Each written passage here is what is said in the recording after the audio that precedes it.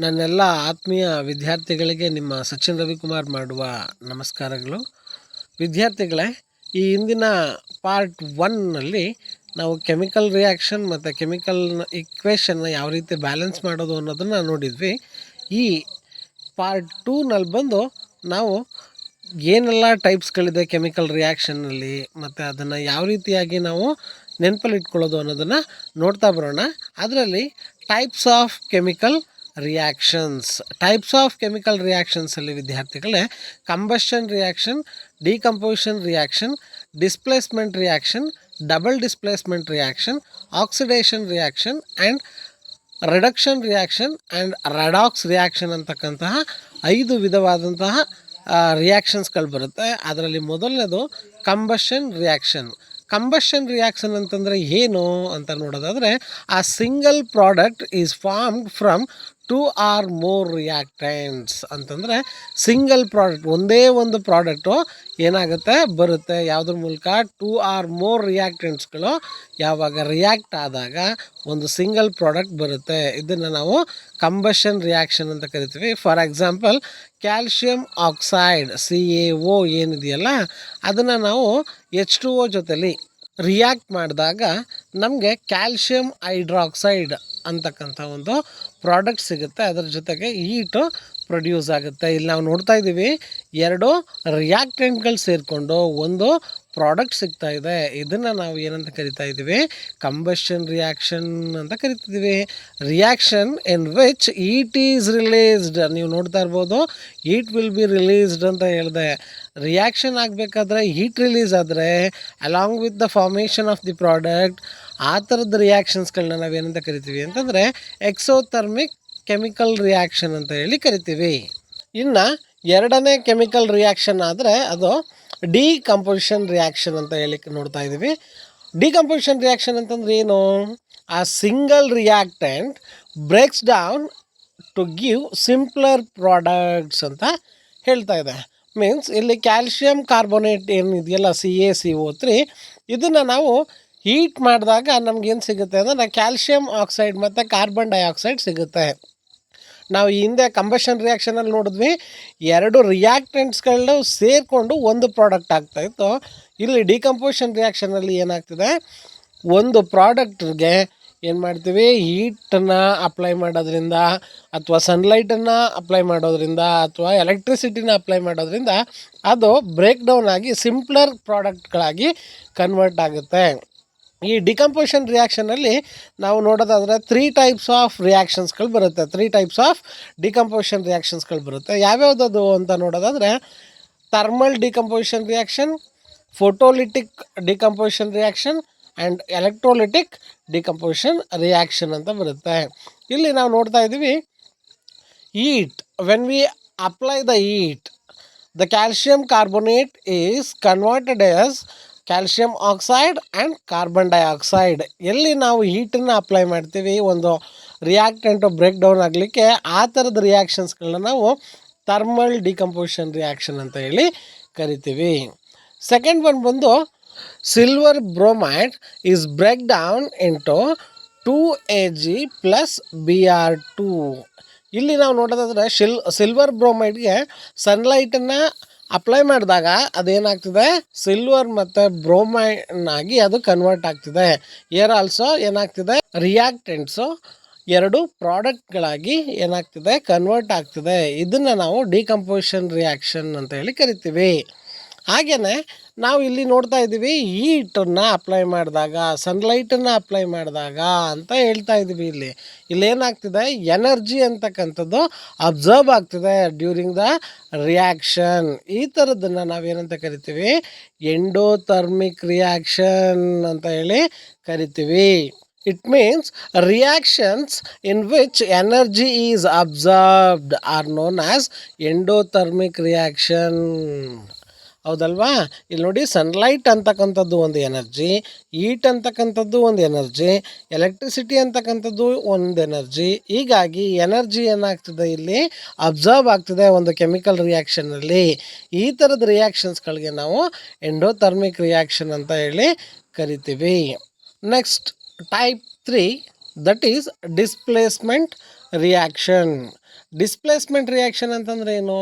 ಆ more reactive elements replaces the less reactive elements in a compound ಅಂತಂದರೆ ಇಲ್ಲಿ more reactive ಆಗಿರ್ತಕ್ಕಂಥ ಎಲಿಮೆಂಟ್ಸ್ಗಳು less reactive ಆಗಿರ್ತಕ್ಕಂಥ ಎಲಿಮೆಂಟ್ಸನ್ನ ಏನು ಮಾಡುತ್ತೆ? ಡಿಸ್ಪ್ಲೇಸ್ ಮಾಡುತ್ತೆ. ಈ ಥರದ ರಿಯಾಕ್ಷನ್ಸ್ಗಳಿಗೆ ನಾವು ಡಿಸ್ಪ್ಲೇಸ್ಮೆಂಟ್ ರಿಯಾಕ್ಷನ್ ಅಂತ ಕರಿತೀವಿ. ನೋಡಿ ಇಲ್ಲಿ Fe+ CuSO4 is gives to FeSO4 plus Cu. ಇಲ್ಲಿ ನಾವು ಫೆರ್ರಸ್ಸು ಸಿ ಯುಗಿಂತ ಏನಾಗಿರುತ್ತೆ? ಇಲ್ಲಿ ಹೈಲಿ ರಿಯಾಕ್ಟಿವ್ ಎಲಿಮೆಂಟ್ ಆಗಿರುತ್ತೆ. ಸಿ ಯು ಫೆರ್ರಸ್ಗಿಂತ ಲೆಸ್ ರಿಯಾಕ್ಟಿವ್ ಎಲಿಮೆಂಟ್ ಆಗಿರುತ್ತೆ. ಹಾಗಾಗಿ SO4 ಬಂದು Fe ಜೊತೆಯಲ್ಲಿ ಸೇರಿಕೊಳ್ಳುತ್ತೆ, ಸಿ ಯು ಹಾಗೇ ಉಳ್ಕೊಳ್ಳುತ್ತೆ. ಇನ್ನೂ ಕೂಡ ತುಂಬ ಎಕ್ಸಾಂಪಲ್ಸ್ಗಳನ್ನ ನಾವು ನೋಡಬಹುದು. ಇನ್ನು ಟೈಪ್ 4 ರಿಯಾಕ್ಷನ್ ಯಾವುದಪ್ಪ ಅಂತಂದರೆ ಡಬಲ್ ಡಿಸ್ಪ್ಲೇಸ್ಮೆಂಟ್ ರಿಯಾಕ್ಷನ್. ಇಲ್ಲಿ ಏನಾಗುತ್ತೆ ಅಂತಂದರೆ ಹೆಸರೇ ಹೇಳ್ತಾ ಇದೆ, double displacement means exchange of ions between the reactants ಅಂತ ಹೇಳ್ತಾ ಇದೆ. ಅಂತಂದರೆ ರಿಯಾಕ್ಟೆಂಟ್ಸ್ಗಳಲ್ಲಿ ಅಯಾನ್ಸ್ಗಳೇನಾಗ್ತದೆ? ಎಕ್ಸ್ಚೇಂಜ್ ಆಗುತ್ತೆ. ಈ ಥರದ ರಿಯಾಕ್ಷನ್ಸ್ಗಳನ್ನ ನಾವು ಡಬಲ್ ಡಿಸ್ಪ್ಲೇಸ್ಮೆಂಟ್ ರಿಯಾಕ್ಷನ್ ಅಂತ ಕರಿತೀವಿ.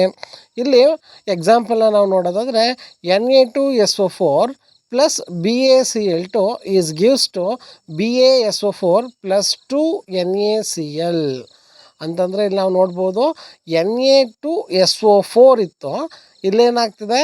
ಪ್ರಾಡಕ್ಟ್ ಸೈಡಲ್ಲಿ ನಾವು ನೋಡೋದಾದರೆ BaSO4 ಆಗ್ತಿದೆ. ನೆಕ್ಸ್ಟ್ BaCl2 ಇದ್ದದ್ದು ಇಲ್ಲಿ NaCl ಆಗಿ ಕನ್ವರ್ಟ್ ಆಗ್ತಿದೆ. ಇನ್ ದ ಅಬವ್ ರಿಯಾಕ್ಷನ್ ಆ precipitate of BaSO4 is formed.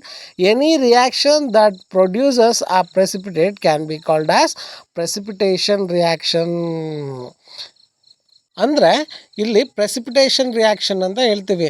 Double displacement ಆಗಬೇಕಂತಂದರೆ ಆ ರಿಯಾಕ್ಷನ್ಸ್ಗಳಲ್ಲಿ ಏನಾಗುತ್ತೆ? ಪ್ರೆಸಿಪಿಟೇಟ್ ಫಾರ್ಮ್ ಆಗುತ್ತೆ. ಆ ಥರದ ರಿಯಾಕ್ಷನ್ಸ್ಗಳನ್ನ ನಾವು ಪ್ರೆಸಿಪಿಟೇಟ್ ರಿಯಾಕ್ಷನ್ ಅಂತ ಹೇಳಿ ಕರಿತೀವಿ. ನೆಕ್ಸ್ಟ್ 5th ಒನ್ ಬಂದು oxidation and reduction reaction. Oxidation ಅಂತಂದರೆ ಏನು ಅಂತ ನೋಡೋದಾದರೆ reaction involving gain of oxygen R loss of hydrogen. ಅಂತಂದರೆ ಒಂದು ರಿಯಾಕ್ಷನ್ನಲ್ಲಿ ಏನಾಗುತ್ತೆ? ಆಕ್ಸಿಜನ್ ಗೈನ್ ಆಗಬೇಕು, ಹಾಗೆಯೇ ಲಾಸ್ ಆಫ್ ಹೈಡ್ರೋಜನ್ ಆಗಬೇಕು. ಆ ಥರದ ರಿಯಾಕ್ಷನ್ನ ನಾವು ಆಕ್ಸಿಡೇಷನ್ ರಿಯಾಕ್ಷನ್ ಅಂತ ಹೇಳಿ ಕರಿತೀವಿ. ಎಕ್ಸಾಂಪಲ್ನ ನೋಡೋದಾದರೆ 2Cu + O2 ಹೀಟನ್ನು ಅಪ್ಲೈ ಮಾಡಿದಾಗ ಅದೇನಾಗುತ್ತೆ? 2CuO ಏನಾಗ್ತಿದೆ? ಇಲ್ಲಿ ಗೈನ್ ಆಫ್ ಆಕ್ಸಿಜನ್ ಆಗಿದೆ. ಹಾಗಾಗಿ ಈ ಎಕ್ಸಾಂಪಲ್ಲು ಆಕ್ಸಿಡೇಷನ್ ರಿಯಾಕ್ಷನ್ನ ಎಕ್ಸಾಂಪಲ್ ಆಗಿದೆ. ಹಾಗಾದರೆ ರಿಡಕ್ಷನ್ ರಿಯಾಕ್ಷನ್ ಅಂತಂದ್ರೆ ಏನು?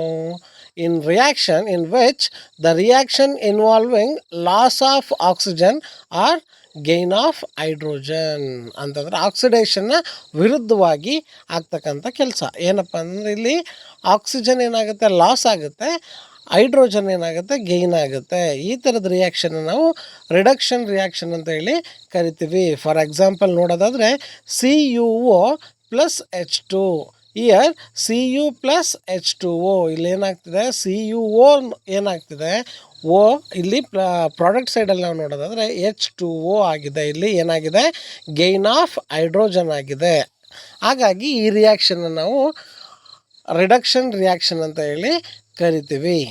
ಹಾಗೆಯೇ ಲಾಸ್ಟ್ ರಿಯಾಕ್ಷನ್ ಯಾವುದಪ್ಪ ಅಂತಂದರೆ ರೆಡಾಕ್ಸ್ ರಿಯಾಕ್ಷನ್. ಏನು ರೆಡಾಕ್ಸ್ ರಿಯಾಕ್ಷನ್ ಅಂತಂದರೆ ಏನಿಲ್ಲ, oxidation and reduction reaction both the reactions occurs in the same chemical reaction. That type of reactions are called as redox reaction ಅಂತ ಹೇಳಿ ಕರಿತೀವಿ. ಅಂತಂದರೆ ಆಕ್ಸಿಡೇಷನ್ ಮತ್ತು ರಿಡಕ್ಷನ್ ರಿಯಾಕ್ಷನ್ ಎರಡೂ ಕೂಡ ಒಂದೇ ರಿಯಾಕ್ಷನಲ್ಲಿ ಆಗೋ ಅಂಥದ್ದನ್ನು ನಾವು ರೆಡಾಕ್ಸ್ ರಿಯಾಕ್ಷನ್ ಅಂತ ಹೇಳಿ ಕರಿತೀವಿ. ನೀವು ನೋಡೋದಾದರೆ one reactant get oxidised while the other get reduced. ಅಂತಂದರೆ ಇದನ್ನು ನಾವು ರೆಡಾಕ್ಸ್ ರಿಯಾಕ್ಷನ್ ಅಂತ ಹೇಳಿ ಕರಿತೀವಿ. ಎಕ್ಸಾಂಪಲ್ನ ನೋಡೋದಾದರೆ CuO + H2 in the presence of heat is gives to Cu + H2O. ಇಲ್ಲಿ ನೋಡಿ H ಏನಾಗ್ತಿದೆ? ಗೈನ್ ಆಫ್ ಆಕ್ಸಿಜನ್ ಆಗ್ತಿದೆ. Cu ಏನು ಮಾಡ್ತಾ ಇದೆ? ಲಾಸ್ ಆಫ್ ಆಕ್ಸಿಜನ್ ಮಾಡ್ಕೋತಾ ಇದೆ. ಈ ರಿಯಾಕ್ಷನ್ಸ್ಗಳನ್ನ ನಾವು ರೆಡಾಕ್ಸ್ ರಿಯಾಕ್ಷನ್ ಅಂತ ಹೇಳಿ ಕರಿತೀವಿ. ನೆಕ್ಸ್ಟ್ ಕಾನ್ಸೆಪ್ಟ್ ಬಂದು ಕರೋಷನ್. ಏನು ಕರೋಷನ್ ಅಂತಂದರೆ the process in which a metal is attacked by substances around it such as moisture or acids and etcetera. Corrosion causes damage to bridges, ships and to all object made of metals, especially iron. ಅಂತಂದರೆ ಏನು corrosion ಅಂತಂದರೆ ಏನು, rusting of iron. ಇಲ್ಲಿ ಏನಾಗುತ್ತೆ ಅಂತಂದರೆ ಆ iron metal ಏನಾಗುತ್ತೆ ನಮ್ಮ ಮಾಯಿಶ್ಚರ್ ಜೊತೆಲಿ ರಿಯಾಕ್ಟ್ ಆಗಿ ಅದೇನಾಗುತ್ತೆ ರಸ್ಟ್ ಅನ್ನು ಹಿಡಿಯುತ್ತೆ.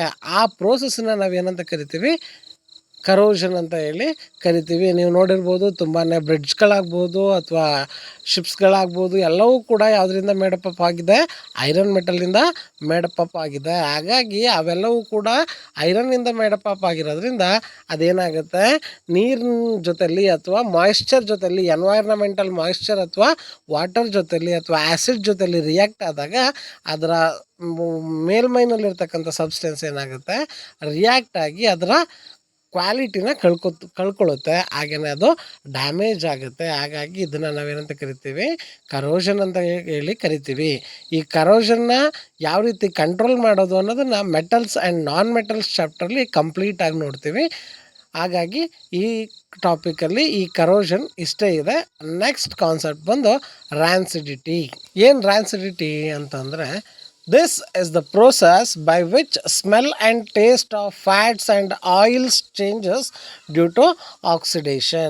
It occurs when fat or oil containing food materials are left for a long time. ಅಂತಂದರೆ ಏನಪ್ಪ ಅಂತಂದರೆ ಆಯಿಲ್ ಮತ್ತು ಫ್ಯಾಟ್ನ ಯೂಸ್ ಮಾಡಿರ್ತಕ್ಕಂಥ ಫುಡ್ ಮೆಟೀರಿಯಲ್ಸ್ಗಳೇನಾಗುತ್ತೆ ತುಂಬ ದಿನಗಳಿಡೋದ್ರಿಂದ ಅದು ಹಾಳಾಗುತ್ತೆ. ಅಂತಂದರೆ ಅದು ಏನಾಗುತ್ತೆ ಆ ಎನ್ವೈರ್ನಮೆಂಟಲ್ ಏರ್ ಅಥವಾ ಮಾಯಿಶ್ಚರ್ ಜೊತೆಯಲ್ಲಿ ರಿಯಾಕ್ಟ್ ಆದಾಗ ಅದು ಏನಾಗುತ್ತೆ ಬ್ಯಾಡ್ ಟೇಸ್ಟ್ ಮತ್ತು ಬ್ಯಾಡ್ ಸ್ಮೆಲ್ಲನ್ನು ಕೊಡುತ್ತೆ. ಹಾಗಾಗಿ ಈ ಥರ ಬ್ಯಾಡ್ ಸ್ಮೆಲ್ ಮತ್ತು ಬ್ಯಾಡ್ ಟೇಸ್ಟ್ ಬರ್ತಕ್ಕಂಥದ್ದು ಯಾವ ಪ್ರೋಸೆಸ್ಸಿಂದ, ಆಕ್ಸಿಡೇಷನ್ ಪ್ರೋಸೆಸ್ಸಿಂದ. ಯಾವುದು oil and fat food materials are react with environmental air. This is called as rancidity. ಹಾಗಾಗಿ ಇದು ಏನಾಗುತ್ತೆ ನಮ್ಮ ಫುಡ್ ಮೆಟೀರಿಯಲ್ಲು ರ್ಯಾನ್ಸಿಡ್ ಆಗುತ್ತೆ ಅಂತಂದರೆ ಬ್ಯಾಡ್ ಟೇಸ್ಟ್ ಮತ್ತು ಬ್ಯಾಡ್ ಸ್ಮೆಲ್ ಬರುತ್ತೆ. ಅದನ್ನು ನಾವೇನಂತ ಕರಿತೀವಿ, ರ್ಯಾನ್ಸಿಡಿಟಿ ಅಂತ ಹೇಳಿ ಕರಿತೀವಿ. ಹಾಗಾದರೆ ಅದನ್ನು ಯಾವ ರೀತಿ ಕಂಟ್ರೋಲ್ ಮಾಡೋದು, means ways to prevent rancidity. ಅದನ್ನು ಯಾವ ಥರ ಪ್ರಿವೆಂಟ್ ಮಾಡೋದು ಅಂತ ನೋಡೋದಾದರೆ ಮೊದಲನೇದಾಗಿ adding antioxidants to foods containing fat and oils. ಯಾವ ಫುಡ್ಡಲ್ಲಿ, ಯಾವ ಆಹಾರ ಪದಾರ್ಥದಲ್ಲಿ ಫ್ಯಾಟ್ ಮತ್ತು ಆಯಿಲ್ ಇರುತ್ತೋ ಆ ಥರದವಕ್ಕೆ ನಾವು ಆ್ಯಂಟಿ ಆಕ್ಸಿಡೆಂಟ್ಸ್ಗಳನ್ನ ಆ್ಯಡ್ ಮಾಡೋದ್ರ ಮೂಲಕ ರ್ಯಾನ್ಸಿಡಿಟಿ ಆಗೋದನ್ನು ನಾವು ಏನು ಮಾಡ್ಬೋದು, ಪ್ರಿವೆಂಟ್ ಮಾಡ್ಬೋದು. ಹಾಗೆಯೇ keeping food in air tight containers to slow down oxidation. ಏನು ಮಾಡಬೇಕು, ನಮ್ಮ ಆಯಿಲ್ ಆ್ಯಂಡ್ ಫ್ಯಾಟ್ ಫುಡ್ ಮೆಟೀರಿಯಲ್ಸ್ಗಳನ್ನ ಏರ್ ಟೈಟ್ ಕಂಟೈನರ್ಸ್ನಲ್ಲಿ ಏನು ಮಾಡಬೇಕು, ಸ್ಟೋರ್ ಮಾಡಿಟ್ರೆ ಅದೇನಾಗುತ್ತೆ ಸ್ಲೋ ಡೌನ್ ಆಫ್ ದ ಆಕ್ಸಿಡೇಷನ್ಗೆ ಕಾರಣ ಆಗುತ್ತೆ. ಆವಾಗ ಅದು ರ್ಯಾನ್ಸಿಡ್ ಆಗಲ್ಲ ಫುಡ್ ಮೆಟೀರಿಯಲ್ಲು. ಮತ್ತು ಲಾಸ್ಟ್ ಮೆಥಡ್ ಆಫ್ ಪ್ರಿವೆನ್ಷನ್ ಬಂದು chips manufactures flush bags of chips with nitrogen. ಈ ಚಿಪ್ಸನ್ನು ಏನು ಮಾಡ್ತಾರೆ, ಈ ಚಿಪ್ಸ್ ಬ್ಯಾಗ್ಸ್ಗಳಂದ್ರೆ ನಿಮ್ಮ ಕುರ್ಕುರೆ ಪ್ಯಾಕೆಟ್ ಏನು ಬರುತ್ತಲ್ಲ ಇದನ್ನು ಏನು ಮಾಡ್ತಾರೆ, ದಪ್ಪ ಇರುತ್ತೆ ನೋಡಿದ್ರಾ, ಅದು ಏನಕ್ಕಾಗಿರುತ್ತೆ ಅಂತಂದರೆ ಆ ಚಿಪ್ಸ್ ಬ್ಯಾಗಲ್ಲಿ ಅಂತಂದರೆ ಆ ಕುರ್ಕುರೆ ಪ್ಯಾಕೆಟ್ನಲ್ಲಿ ಏನು ಫ್ಲಶ್ ಮಾಡಿರ್ತಾರೆ, ನೈಟ್ರೋಜನ್ ಗ್ಯಾಸನ್ನು ಫ್ಲಶ್ ಮಾಡಿರ್ತಾರೆ. ಹಾಗಾಗಿ ಆ ಚಿಪ್ಸ್ ಆಗ್ಬೋದು, ಆ ಕುರ್ಕುರೆಸ್ಗಳಾಗ್ಬೋದು ಯಾವುದೇ ಕಾರಣಕ್ಕೂ ಕೆಟ್ಟೋಗಲ್ಲ, ಮೀನ್ಸ್ ರ್ಯಾನ್ಸಿಡ್ ಆಗಲ್ಲ ಅಂತ ಹೇಳಿ ಇದಿಷ್ಟು ಈ ದಿನದ ಟಾಪಿಕ್ ಆಗಿತ್ತು.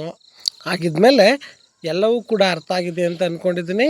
ಈ ಸ್ಲೈಡ್ಸಲ್ಲಿ ನಾವು ಕಲ್ತಿದ್ದೇನಪ್ಪ ಅಂತಂದರೆ ಟೈಪ್ಸ್ ಆಫ್ ರಿಯಾಕ್ಷನ್ಸ್, ಅದರಲ್ಲಿ ಎಷ್ಟೆಲ್ಲ ಟೈಪ್ಸ್ಗಳ ಆಫ್ ರಿಯಾಕ್ಷನ್ಸ್ಗಳು ಬರುತ್ತೆ, ಮತ್ತು ಕರೋಷನ್ ಅಂತಂದರೆ ಏನು, ಮತ್ತು ರ್ಯಾನ್ಸಿಡಿಟಿ ಅಂತಂದರೆ ಏನು, ಆ ರ್ಯಾನ್ಸಿಡಿಟಿನ ಹೇಗೆ ನಾವು ಪ್ರಿವೆಂಟ್ ಮಾಡಬೇಕು ಅಂತಕ್ಕಂಥದ್ದನ್ನು ನಾವು ಕಲ್ತಿದ್ದೀವಿ. ಹಾಗಾಗಿ ಇದಿಷ್ಟು ಆಲ್ಮೋಸ್ಟ್ ಆಲ್ ಕಂಪ್ಲೀಟ್ ಆಗಿದೆ ಈ ಚಾಪ್ಟ್ರು. ನೆಕ್ಸ್ಟ್ ಚಾಪ್ಟ್ರನ್ನ ನಾವು ನೆಕ್ಸ್ಟ್ ಡೇ ಅಪ್ಲೋಡ್ ಮಾಡ್ತೀನಿ. ದಯವಿಟ್ಟು ಎಲ್ಲರೂ ಕೂಡ ಈ ವಿಡಿಯೋನ ಶೇರ್ ಮಾಡಿ, ಲೈಕ್ ಮಾಡಿ ಮತ್ತು ಸಬ್ಸ್ಕ್ರೈಬ್ ಮಾಡಿ. ಎಲ್ಲ ವಿದ್ಯಾರ್ಥಿಗಳಿಗೂ ಕೂಡ ಈ ವಿಡಿಯೋದಿಂದ ಹೆಚ್ಚು ಕಲಿಯುವಂಥ ಆಸಕ್ತಿಗಳು ಹೆಚ್ಚಾಗೋ ಥರ ಮಾಡಿ SSLCನಲ್ಲಿ ಉತ್ತಮ ಅಂಕವನ್ನು ಗಳಿಸ್ಲಿಕ್ಕೆ ನಾನು ನಿಮ್ಮ ಜೊತೆಲಿರ್ತೀನಿ. ಎಲ್ಲರಿಗೂ ಕೂಡ ಥ್ಯಾಂಕ್ ಯು.